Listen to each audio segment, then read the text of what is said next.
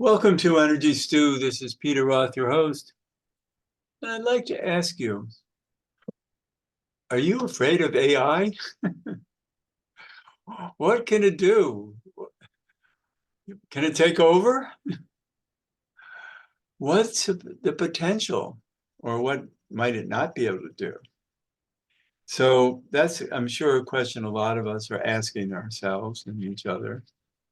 And so a friend of mine who has been a guest on Energy Stew a number of times before has written a blog about this question that I saw and thought it would be great to do an interview about the potentials of AI or the limitations, perhaps. And so, Jerry Kantor, welcome back to Energy Stew. Thank you, Peter. Pleasure to be here. I'm excited to talk with you about this because there's a lot of fear about AI. What do you think about that? Yeah, I've certainly heard about that. I remember Elon Musk being scolded by, what was the name of the person who's the head of Google, who said, you're a species, called him a speciesist for thinking that human beings are better than machines. It's here, they're going to come and they're going to outperform us, and you just get used to it, kind of thing, which is a pretty horrifying thought. They're talking about this as the great coming singularity when machines take over, right? And everything will be in their hands. But the machines they're talking about don't have any, they're a vestige from the science fiction films, which show them as a very cold-blooded, objective, non-emotional entity. I don't think that's what's going to happen. I think something else is going to happen. And it can be hastened by people who have ideas like I have, I think. Was to some extent, the machines will figure it out for themselves. There's something. But how can they Yeah. figure out human experience? They can figure out all of the data that goes through us. Yeah, yeah. But how do they simulate experience? Well, I have this idea, and it came out of this last book I wrote called The Emotional Roots of Chronic Illness, Homeopathy for Existential Stress. And in that book, I teased out from Chinese medicine and what I know from homeopathy, 5 core existential conundrums that I think if you could actually implant them into AI as an algorithm, then questions that need to be solved or considered in every situation, that would make I human. Actually, I think these 5 conundrums underline the human psyche, and that's not just me saying that. It's deeply ingrained in Chinese medicine and in homeopathy. So I think the question now with AI is, what do they call it? There's a certain way they're characterizing it. Who's going to be responsible for implanting the values in AI so that we're not at the mercy of bad algorithms that push it one way or another. But AI might not accept those values. Once you have something that thinks for itself, it might say, "No, you have to." It has to. From what I know about deep learning, there has to be, whether you like it or not, there certain biases have to be implanted. No information is absolutely completely free of that. As a matter of fact, intelligence itself, and its the roots of that word are involved. Again, this science fiction version of intelligence is just spouting wisdom, spouting ideas. But in fact, everything involves a choice. This is why it's digital technology. And in the course of creating the algorithms, whether they like it or not, they embed biases. Now, one of the analogies I use when I was thinking about this is chess, where a lot of this has been worked out already. So the most powerful chess programs are much stronger than human beings, any of the strongest masters, but there's not just one program. They are different, and they have certain biases. And if you want to play correspondence chess and utilize, well, you're allowed to do this, not considered cheating in correspondence chess. You can pick one or two or a couple of these different machines and partner yourself with them creating kind of a cyborg, a mental cyborg, to play the highest level chess, higher level chess than any of the machines separately. But the point is, the programmers have recognized the technology with chess has gotten to a point they know exactly what they're doing there. So some of the inputs derive from yes, power thinking, just working through all kinds of possibilities, but also from human experience and games. It's all put in there, just like in other kinds of AI. Right, It's all put in there, and that includes biases. but to me, yes, and to me, you can, program all of those concepts into it. But what about our soul journey? What about the fact that we're all here to pursue soul ends, let's call it, Yeah. the lessons of life. And I don't know that a machine can anticipate where our soul takes us next. I think, in one of the first blogs I wrote, it was the first blog I wrote, was a satire in which I pretended that there was a partnership between a major pharmaceutical company and a top-notch AI company to create what I called Automentis Pharmaceuticals, with the idea that the humanoids are coming and they're going to take over and they're going to need mental health treatment. And I did it so convincingly. I don't know if you took a look at it. I created two executives for this company, Automentis. Automentis is a great word, by the way. I've coined it. It means the sanity of robots. And so I created these two executives who consented to let me interview them, and they worked this whole thing out. It was so convincing that a number of my audience got scared because I had them making these reasonable sounding arguments like, well, the drugs will be made from homeopathics because we don't want to gum up the electronics of the humanoids, and also they're so dilute we don't have to say what they are. And I was playing devil's advocate, kicking their tires and challenging them on this, and they made such powerful arguments that it scared people. Yeah, but then again, let's look at homeopathy and let's talk about miasms. And Yeah. how does a computer relate? Well, they can relate to all the symptoms of a miasm, but miasms often come from genes and from ancestors, and it's hard to. Okay, well, I can answer that question very exactly. That's exactly the question that I answered in this book, my last book. So the miasms can be expressed as a question of an existential question or a spiritual question that needs to be resolved. And if you don't resolve it properly, or you remove the charge of it, you then become susceptible to the 5 classical diseases: tuberculosis, cancer, SORA, psychosis or gonorrhea, and cancer. They have these are existential questions that are underlying those 5 diseases and the miasms that result from that.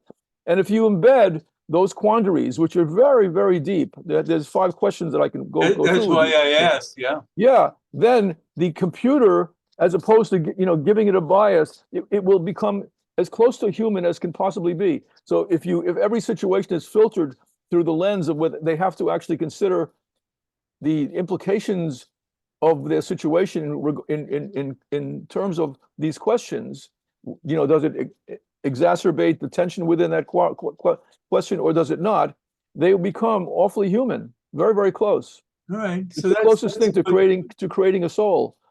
Oh yeah. So what I was saying when I made up my first blog, I didn't finish what I was saying.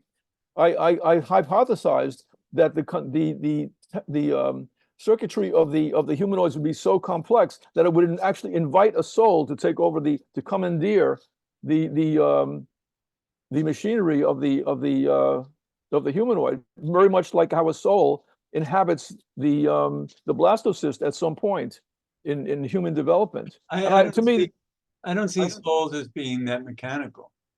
No, they have to be attracted by something. Like they have to you know, it gets a very interesting discussion. What is a human being? At what point does someone become human? There's an idea now that in Alabama they're deciding that the fetuses are children, which is ridiculous to me. They will not become children, but there will be a particular moment during which after which the fetus is implanted, that the soul will arrive. There is a Yes, moment when that happens. yes, And I've hypothesized this could be done also, like an intricate circuitry could also, well, you and just people took it seriously. I did not. It was just science fiction as far as I'm concerned. But I do think, continuing my thinking, do think that if you make algorithms from these 5 questions that underlie the 5 miasms, and you put them into the computer, and you don't tell the computer what to do about them, it just becomes its underlying, it's part of its foundation. They will become highly spiritual technology. well, I guess it depends on how we define spirituality too, because to me, I think we're multidimensional beings, and I don't even think we think for ourselves. And that, this is the question of the bicameral mind, is that we have a left brain and right brain. So where does the right brain get its wisdom from? Yeah, it is someplace from something external has to happen. And that's where I completely agree with you. By the way, a very interesting thing to study. Let me just get this. Well, it's over there, the book I have. Well, hold on. Let me just get this book I want to tell you about. Okay. This is a great conversation, because I think we all want to know this tells us who we are. If we can use AI as Peter, are you familiar with this book, Entangled Life? How Fungi Make Our Worlds by Merlin Sheldrake? Rupert Sheldrake, or No, this is is he related to Rupert? Merlin Sheldrake. Oh, well, they do. I agree. And actually, I just did a show recently on the intelligence of trees and how they communicate with each other through fungi.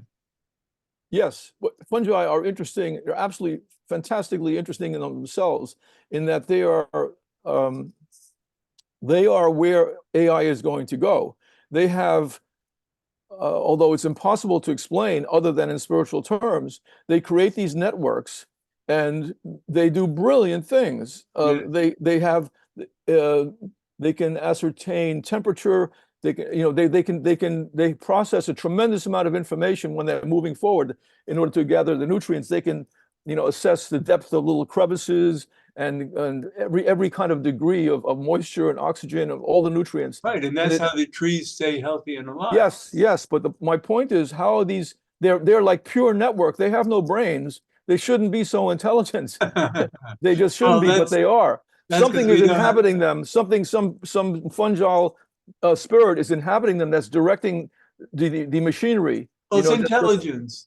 It's like it's choice. For instance, choice. I did a Intelligence means choice. Intelligence means the ability to make a choice. That's right. What it means. But look at water, and I just did a show recently on water where you can speak to it and put in a petri dish a little film of water, stick it in the freezer, and it'll respond to what you just spoke to. Yeah. And I think AI will somehow magically attract certain kinds of intelligence which are above the level of the technology itself. Just like you can't explain what's going on with the fungi. The fungi have the mechanism there, but there's something directing that's in control. It's in control of the machinery. I understand that, and yet that the sentient reality is so necessary, that runs so deep in our souls, and it has to do with our relationships with each other, with our feelings, with our love, and with our soul connections. That I don't know that. I mean, I think a computer could simulate that, but I don't think it would have the truth. Oh, you're right. Of course not. But have you ever had the experience of your car having a personality? I mean, I had a car. This sounds really crazy, right? I had a car that I felt completely in sync with, but it didn't like my girlfriend. Whenever she drove it, it broke down, it did something, there's something about the way she operated it that actually was transferred to the car itself. The car did not like her. So I think what the intimate work that goes on in programming, this is very difficult to talk about without sounding like a crazy person.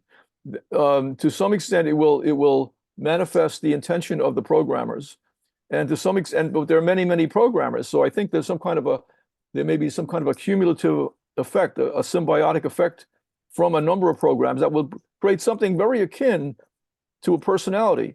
Of course, it's not human. It doesn't have the dimensions that human beings have, going through many lifetimes, and what's propagated in us through our legacy. It doesn't.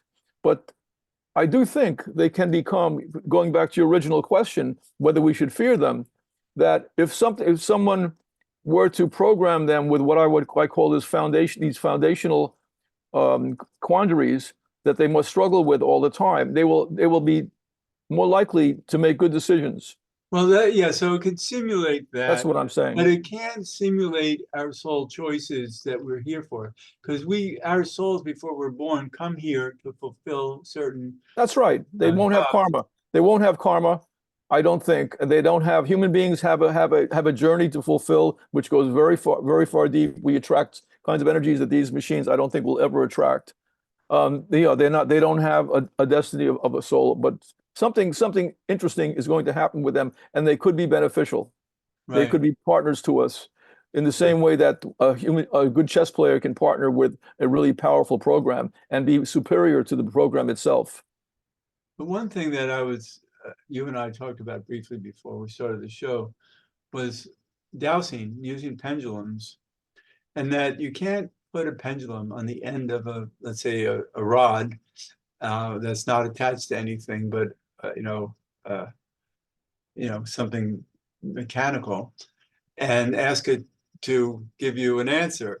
You have to hold the pendulum to give you an answer. And even though you hold it in perfect stillness, as much as and it can all of a sudden become very active on its own, it can only do that when it's connected to some sentient form, not some mechanical bar. So that's how I would think that AI is a mechanical bar that's very smart, but it's not us holding it. and so it can't respond to our humanness, to our sentient karmic reality.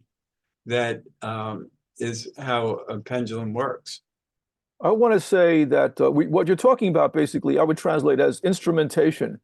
To be human, we're constantly using instruments. I would use the car as an instrument too, that can actually be a vehicle, no pun intended, for our intent. But musical instruments, all the tools that we use are different depending on the people who operate them. Right? There's someone who, if I picked up a violin and tried to play it, it would sound horrendous. If Yo-Yo Ma picks it up, it's an instrument of incredible subtlety and beauty. AI, whether it's never going to be independent. It's always going to be an extension of us, the way all instruments are. And I think that we can make that connection at the highest possible level, apart from karma. I think that's what's going to happen. Well, I was just thinking of music, and when you sit down, let's say you're a master in piano, let's say, and you're playing any piece, you're expressing yourself through it. But if you give it to AI to play this masterpiece of music, it won't have that personal expression. It'll have the fundamental truths of the notes, but it won't come from your own wiggle about it. I don't think there's going to be that detachment from it, though, Peter. Do you really see that? They're just going to give the controls over to it and say, goodbye, you're on your own. I don't see that happening. I think part of the programming will actually marry us to its inner workings. Interesting. At least that of the programmers. I really do think that. And as I say, these five algorithms, these five quandaries that I put in, I'd be very interested. Well, for one thing, what's happening is the the AI is producing answers to questions that we didn't even know we could ask. It really is going in certain directions. That Right, but it's still limited Well, by not having a soul. And I know. But something else is going on. Something else is going on whereby there's some kind of transcendent function that is evolving within it, well, if we, as you say, which reflects the intent, the general intent of the programmers, I believe. but let's just say that we marry it, okay, like you just mentioned. Can we get divorced? Or does it become us? Well, that's an interesting question about divorce itself. If you actually divorce someone you've been married to, are you really divorced? You're not. I mean, there's so many ways in which you remain Well, connected. that's a problem then too, because that means once we're married to AI, how do we separate ourselves from it? We're already married to AI. We're in the world of instrumentation. We already are. There's so many ways in which this is the kind of joke I was making in my satire that the horses left the barn. We already are cyborgs in so many ways. Ever since the invention of the pacemaker. But I mean, we are thoroughly enmeshed with machinery. People cannot be released into a state of nature anymore. They would know they would die if they were taken away from their cell phones and their GPS devices and their supply chains. We are intrinsically connected to technology in all kinds of ways. And yes, there are good things about it and there are bad things. But yeah, is it ever going to happen that we're going to live in a state of nature again? No, never. We are married to technology now for good. But it can't have our mind. I mean, it can simulate, but I think that we are still in our own multidimensional We will reality. be partners for it. That's pretty powerful thing to say. We are going to partner with it like we partnered with all kinds of other technology for good and for bad. There are ways in which technological medicine is vastly inferior to things like homeopathy, for example. People can to whatever extent they want divorce themselves from those kind of things and go into a natural form of medicine like homeopathy. That's possible, or they can choose to continue doing that. But it's in our world, and to some extent, as a society, we are very enmeshed with devices that anticipate our needs and you know know everything about us. We're very deeply enmeshed with that sort of stuff, and that is scaring people. Of course, that is scaring people. Question is, I mean, very practical things will come out of this. What do we want apart from that? Let's say some machine knows all my needs and anticipates them. Well, I'm still here. What should I? What's my job? Am Well, I I just think a your that machine? I think it comes into ownership of self Yeah. and how we feel about who needs to be in charge and not give our power away to something that's smarter than we are, but not as real as we are. You know, here's another analogy back to well, to computers and scamming and hacking. Every attempt in one direction precipitates a counterattack whereby people have to, figure out other kinds of machines, technologies have to figure out how to stop that, Right, So right. I predict also a very powerful counter movement that will be monitoring AI. AI is not some monolithic thing. There's going to be all kinds of AI and anti-AIs. It's going to go back and forth. That's good. There's going to be tremendous amount of monitoring of AI, like we have with this information. Who is the lord of what actual information is now? Nobody knows. Someone says, that's misinformation," and someone talks back, "No, you're misinformation." It's got to go back and forth, and something will evolve. We're going to have to figure out some way of detecting what is actually authentic. I mean, And I can't even say the word truthful. I believe that there are ultimate truths that we'll discover maybe through AI. We can really discover what This is a great time to become a philosopher. I was a philosophy student and it went completely out of fashion. But now the question of what's an eternal truth, or are we just limited to what's in process, is a very live topic, I especially love it. AI, because what we're doing here is we are constructing the human mind, and all people's ideas about that are playing into this. This is a great time to be philosophically oriented, to really and be rigorous about it, because that's where AI is going. The holy grail is, whether we like it or not, whether it's stupid or not, people are going to have AI technology in their homes, which knows everything about them, that is going to be anticipating their needs, which is going to be looking out for them. It's going to have a bias. It's going to have to know you in some intimate kind of a way, using the I Ching, using the gene keys to anticipate something that you don't even know you're anticipating. That's where it's going to grow. Yeah, People but fall in love with it. They're already falling in love with their technology. It's scary. That's where it gets scary. But But I it think needs our to be souls, monitored. I think our souls will always run the show, and speak through us in ways that AI can't reach, because it's coming from that deeper karmic soul purpose. True. But you've seen movies like Her, and you've seen what are some of these other ones? Invasion. Let's see. Creation of the Humanoids from 1962. These are fantasies. What you're talking about ultimately is a truth, an ultimate truth. I'm not going to debate that human souls are something that cannot be replicated, but there's a reason these movies came out, and they are to warn us that we have to really conserve our spirituality. We have to take care to protect it. If we don't do that, we could be in some danger. I think with some foresight, we can take advantage of this and make it work. And yet the souls, our human souls, will drive the bus. That's But great. there are genuine warnings. There are genuine warnings out there. They need to be heeded. And we're getting at the end of the show. This has been wonderful talking with you. I love this kind of discussion, that we're, examining all the potentials. So thank you so much for being on Energy Stew again, Jerry Kantor. How can people connect with you? Well, I want to make the point, people should get a hold of my book, The Emotional Roots of Chronic Illness, Homeopathy for Existential Stress. I don't think it was an accident that I wrote it when I did, because the five, I didn't say what they are, but there are 5 core existential questions which underlie the 5 classical miasms, which connect to the 5 classical elements in Chinese medicine, and which I believe, if they were programmed into AI, would be one great step in the direction of creating a very authentic and human basis for AI. It would be a good thing to do, along with implanting the I Ching's assessment of situations. That could easily be done. So those are the things I would leave people with. Look for the book, Emotional Roots of Chronic Illness. It's available on through the Simon & Schuster website. And you also have a blog on Substack?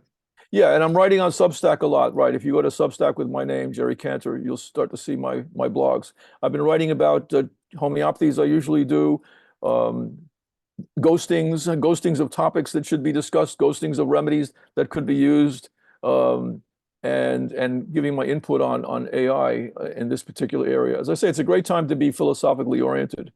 Yeah, it's wonderful. Jerry, thank you. I really enjoyed talking with you so much. I always enjoy talking to you, Peter. You've got an amazing head on your shoulders, and a big heart. Thank you so much. And this is Peter Roth, your host of Energy Stew at prn.live. I can be reached at peter@heartriver, HEART river.org. I'd love to hear from you, and thanks so much for listening.